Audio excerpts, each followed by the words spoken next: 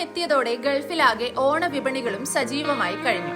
പ്രവാസ ഓണത്തിന് ടൺ കണക്കിനാണ് പച്ചക്കറികൾ കടൽ കടന്നെത്തുന്നത്. ഇത്തവണ GCCയിൽ മൊത്തം 2500 ടൺ പച്ചക്കറിയാണ് ലുലു മാത്രം എത്തിക്കുന്നത്. സദ്യ കേമമാക്കാൻ ജൈവ പച്ചക്കറികളാണ് UAE വിപണികളിൽ കൂടുതലും. ആരോഗ്യദായക ഭക്ഷണത്തിന് ആവശ്യം കൂടിയതിനാൽ ജൈവ പച്ചക്കറികളോടുള്ള താല്പര്യവും വർദ്ധിച്ചു. പച്ചക്കറി, പഴം ഉൽപ്പന്നങ്ങൾക്കാണ് ആവശ്യക്കാർ. ഇന്ത്യയിൽ നിന്നാണ് പ്രധാനമായും പച്ചക്കറികൾ എത്തിക്കുന്നതെന്ന് ലുലു പറയുന്നു. കേരളത്തിന്റെ ദേശീയോത്സവത്തിന്റെ പ്രവാസ ലോകത്തെ പതിപ്പിന്റെ ആവേശം ഏറ്റുവാങ്ങാൻ എമിറേറ്റുകളെല്ലാം തയ്യാറായി കഴിഞ്ഞു. വടംവലിയുടെ കരുത്തൻ പോരാട്ടവും പൂക്കള മത്സരത്തിന്റെ സൗന്ദര്യവും പാചകകലയിലെ പുത്തൻ പരീക്ഷണവും ഒക്കെയായി ഗൾഫ് മലയാളികൾ ഓണത്തിനായി സജ്ജം. ഗൾഫ് രാജ്യങ്ങളിലും യൂറോപ്പിലും ഓണം ആഘോഷിക്കാൻ കേരളത്തിൽ നിന്ന് വാഴയിലയും നേന്ത്രക്കായയും കടൽ കടന്നു തുടങ്ങി. കൊച്ചി തുറമുഖം വഴി കണ്ടെയ്നറുകളിൽ ഇതിനകം പച്ചക്കറി അയച്ചു തുടങ്ങി. കൊച്ചിയിൽ നിന്ന് ദുബായിലേക്ക് നേരിട്ടും ഗുജറാത്ത് മുദ്ര തുറമുഖം വഴിയും പച്ചക്കറി അയക്കുന്നുണ്ട്. സ്ഥിരം കയറ്റി അയക്കുന്ന പച്ചക്കറികൾക്ക് പുറമെ നേന്ത്രക്കായ, നേന്ത്രപ്പഴം, വെള്ളരി, ഞാലിപ്പൂവൻ പഴം എന്നിവയും വാഴയിലയും